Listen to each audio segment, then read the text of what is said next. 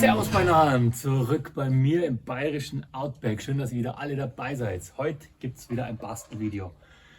Und zwar geht es nicht um diese Säge hier, auch wenn ich der Meinung bin, es ist die beste Säge, die es so gibt. Die kennt ihr ja alle, gibt es 1000 Videos, könnt ihr euch anschauen. Kleiner Tipp am Anfang, wenn ich sie mir nochmal kaufen würde, würde ich sie mit dem leicht gebogenen Sägeblatt kaufen. Ansonsten ist es richtig cool. Aber heute geht es um was anderes. Heute geht es darum, wie man richtig coole Bänder für seine Werkzeuge flechtet. Das kann man aus Paracord machen, das kann man aus Lederbänder machen. Ich mache es aus Lederbändern, weil es mir einfach besser gefällt. Das ist der ganze Hintergrund. Paracord ist natürlich schlauer. Man braucht so ein kleines Loch am Ende vom Werkzeug. Paracord ist deswegen schlauer, oder was heißt schlauer? Es ist einfacher, weil es halt viel weicher zum Binden ist. Beim Leder muss man schon richtig sich anstrengen. Wenn es losgeht, hole ich euch näher her, damit ihr das im Detail seht. Wenn ihr beim Feuerstahl, beim Paracord, bei der Säge, bei was auch immer, hinten eine Kordel hinflechtet, dann verliert es sich wahnsinnig schwer. Das heißt, es rutscht nicht so einfach aus der Tasche. Genauso ist es bei dem hier auch. Das Teil hier, wenn es in der Tasche drinnen ist, wenn es Paracord hinten dran ist oder ein Lederband, was ich bevorzuge, dann verliert sie das nicht so schnell. Das sperrt sich. Und ich mache das überall hin und das ist natürlich saupraktisch. Paracord wäre deswegen nochmal eine Nummer praktischer, nicht nur, weil man es einfacher binden kann, sondern weil man dann nämlich ein neonfarbenes Paracord hernehmen kann. Schaut zwar furchtbar aus, es ist aber halt einfach so im Wald. Ich glaube, ich habe es schon ein paar Mal gesagt, wenn euch was runterfällt und es ist schwarz oder braun oder grün oder auch noch Tarnfarben, es ist halt weg. Ein Feuerstahl findet ihr nie wieder, ein Feuerzeug findet ihr nie wieder und euer Werkzeug findet ihr auch nie wieder. Der Grund, warum Motorsägen alle orange sind. Die lehnst du nämlich an den Baum, gehst ein Brezen essen, findest der Motorsägen nimmer. Bei mir ist es so, ich finde halt auch, dass es cooler ausschaut, aber Sinn macht es halt einfach keinen. Ja, genau. Und dieses Mal machen wir ein richtig schönes Bandel an die Silky-Säge dran. Ich weiß zwar nicht, wie der Knoten heißt, aber ich werde ihn euch ziemlich genau erklären. Und man flechtet den und dann hat man so ein richtig schönes Bandel. Tja, viel Spaß bei dem Video. Dann legen wir mal los. Als erstes nehmt ihr mal die linke Schnur und führt die unten durch zurück, dass ihr so eine Schlaufe habt. Dann nehmt ihr die rechte Seite durch diese Schlaufe durch, oben raus und durch die Schlaufe wieder zurück. So. Und jetzt ganz vorsichtig zuziehen. Ihr seht schon, was hier für ein Muster entsteht. Das kann man jetzt noch positionieren. Ich würde ein bisschen Platz lassen.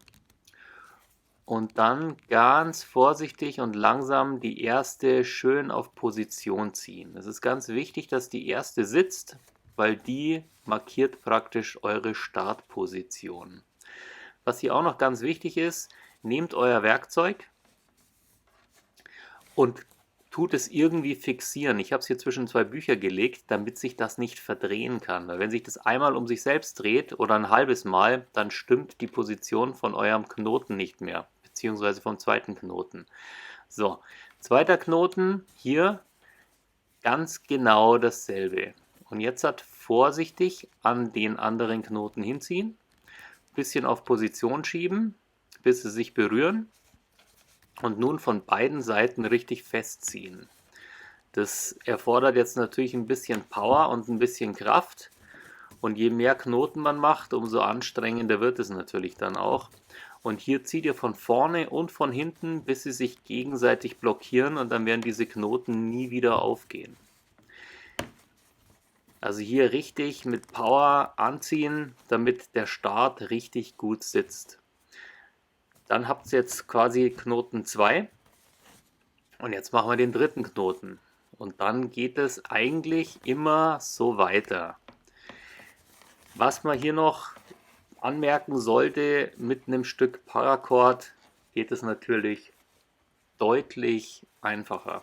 Also da muss man wesentlich weniger Kraft aufwenden. Es ist viel einfacher, da die Knoten aneinander festzuziehen. So. Jetzt geht es praktisch wieder weiter. Wenn das richtig schön fest ist, richtig schön parallel sitzt, dann nehmt ihr wieder die Schlaufe, unten durch. Wichtig immer links, unten durch, rechts durch die Schlaufe durch, hochziehen und an dem anderen Bandel vorbei. Und nach dem zweiten Knoten ist es eigentlich ziemlich einfach. Also das Festziehen ist natürlich genauso schwer, wie es immer ist, aber ich habe eine immer bessere Position, um den Knoten vernünftig festzuziehen.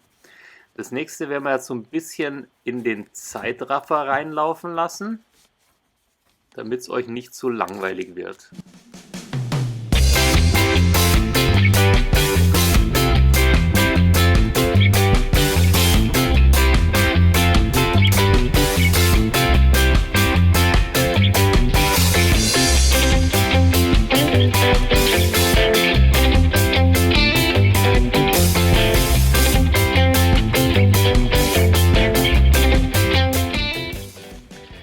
Ja, wenn ihr jetzt genug Knoten habt und die habt ihr richtig schön sortiert, dann kommt jetzt das Schöne an diesem Snake-Knoten.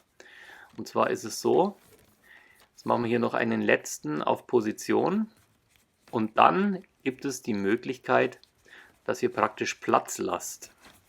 Das heißt, die Knoten sind jetzt so gut fixiert, dass ihr jetzt in dieser Schlaufe 1, 2 cm, 5 cm, wie auch immer, Platz lassen könnt und setzt dann da den nächsten Knoten mit ein bisschen Abstand auf diese Schnur.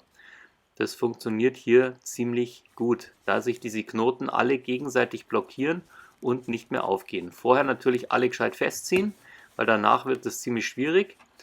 Dann nehmt ihr das gleiche wieder, Schlaufe unten durch, die rechte Seite durch die Schlaufe hier. Habt jetzt 3 cm ungefähr Platz und da kann man dann praktisch zum Aufhängen, für einen Nagel einschlagen, für irgendein anderes Schmuckstück mit einflechten oder so. Das ist alles möglich und dann startet ihr praktisch hier mit eurem ersten Knoten wieder von neuem. Gleiches System, wieder aufpassen, dass sich das Werkzeug nicht verdreht. Zieht das vernünftig fest und dann habt ihr hier so einen kleinen Platz drinnen. Und nach diesem Platz könnt ihr wieder ganz normal weiterflechten. Wieder eine Schlaufe auf der linken Seite, rechts wieder mit der Schlaufe durch, wieder festziehen, dass sich die ersten 2 Knoten wieder gegenseitig blockieren. Und dann könnt ihr hier so richtig schöne Muster auf diese Kordel drauf flechten.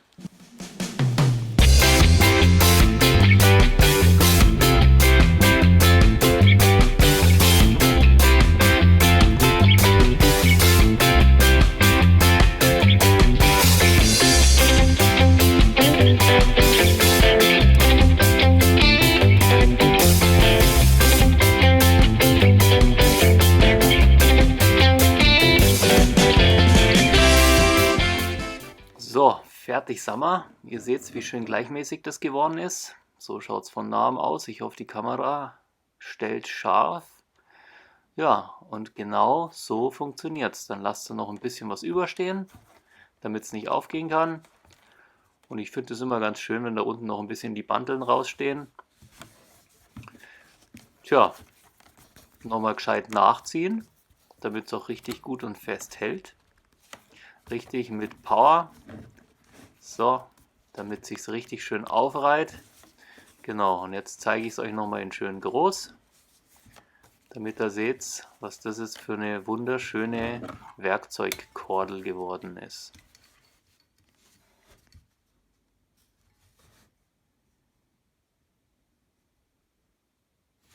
So, Spätzchen, das war's mal wieder aus dem bayerischen Outback. So schaut das jetzt aus. Gell? Schönes, geflochtenes Kordelding für euer Werkzeug. Das ist jetzt die schöne Version. Ich habe es ja gesagt, die schlaue Version wäre natürlich ein neonfarbenes Paracord.